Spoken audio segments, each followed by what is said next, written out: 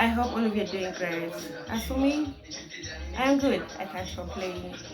Well, for my returning subscribers, welcome back. I'm really grateful for being with me in this journey ever since it started till now. I'm so grateful.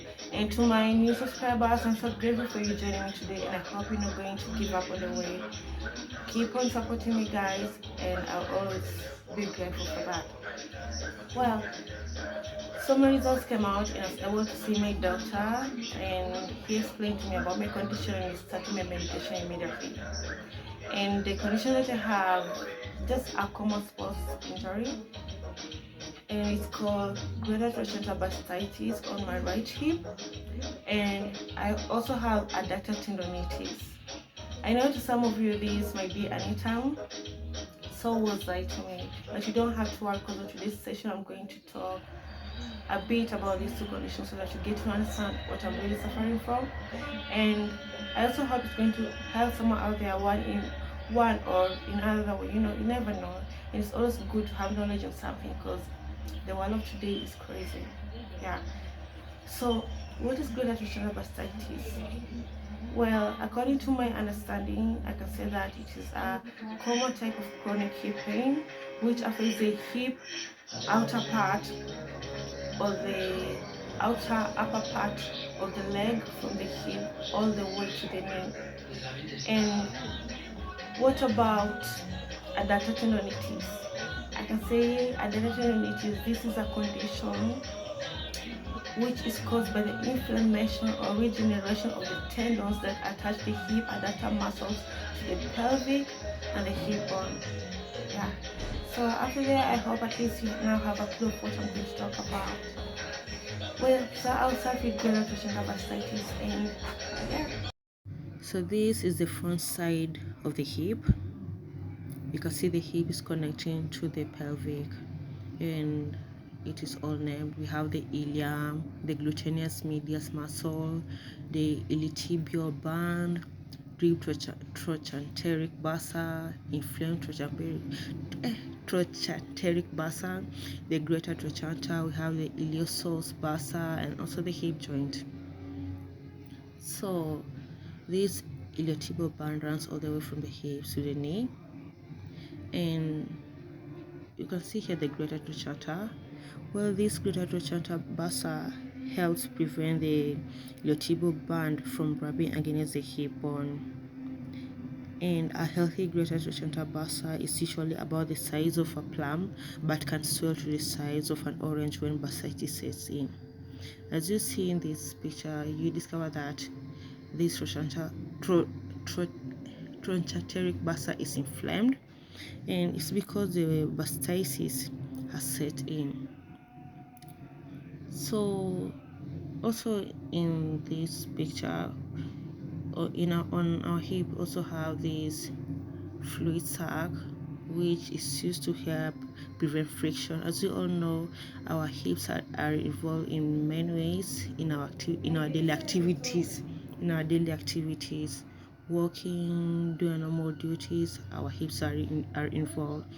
And too much use of something can cause friction. It's just the same way when you buy a new shoes and you walk with it daily. After some time it will wear out, and that's due to friction. Same way it happens here. So these fluids really to help prevent the friction. Yeah. So when you have this condition, you discover you have certain symptoms such as sharp pain at the hip bone, which worsens at night. This pain worsens at night. Also, the pain you have it when you're walking, when you put pressure on that side of the leg. Yeah, and also this pain goes all the way to your knee. So sometimes you realize that your knee is aching and you don't even know why. Then this could be the issue. So to anyone who could be having this condition or this symptom, it would be nice for you to go for a checkup so that you get to know what you're really suffering from, because such condition, if it goes untreated, it grows to something else. Yeah. So now we're going to talk about the adductor tendonitis, and as you can see, you have its structure here. We can see the hip connecting to the pelvic, and all are labeled. We have the ilium, the pubic bone, the pectineus, and all the adductors, that is adductor brevis, adductor magnus, adductor longus, and adductor tendonitis. So tendinopathy, which you're going to specifically focus on that. You can also see that all the adductors are connected to both the pelvic and the thigh bone. And when the tendons that attach the hip adductor muscles to the pelvic and thigh bone get inflamed or degenerated, they bring about this condition called adductor tendonitis. And this condition is a common source of joint pain, which can result from repetitive stress and overuse of the adductor muscles.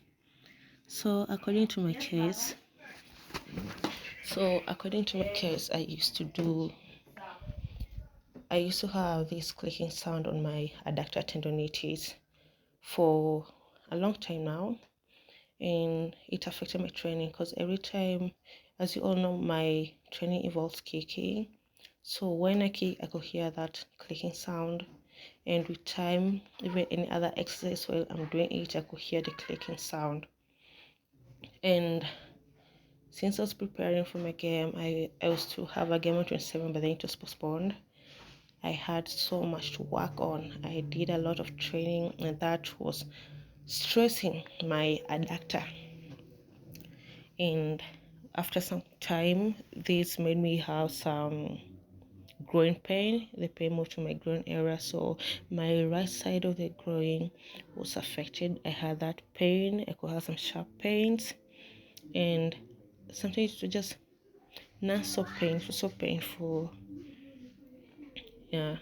So at that point, then it was so hard for me to kick because while kicking, the pain could become more intense, and also stretching was so hard for me. So I had to stop. So this is me, and here I'm doing some kicking training. And this was just one of the many kicks I did on that day. And it was just after doing an intense cardio. Well, I was tired, as you can see, but then it's always good to do your kicks when you're tired because you even gain more. You'll be struggling, but you gain more. Well, I was in pain, but you can't really notice because I don't like showing it. But then I had an upcoming competition which was to be on 27, but then was postponed due to some reasons. So I really had to train. And on the next day, which was my last day of training, the pain became intense when I was kicking, and at some point I was unable to kick, and even stretching was so hard. And even it was same at night when I was sleeping, because now the pain was on my groin area and also my hip, and it was so intense. So that night I really struggled, and at this point I just had to stop training and go see a specialist so as to know what really was the issue, because for a long time I've been having the pain. I didn't know what I was really suffering from. Yeah, but at least now I know. So anyone who could be having some symptoms, and it's always good to seek some advice at the hospital and get treated. Yeah.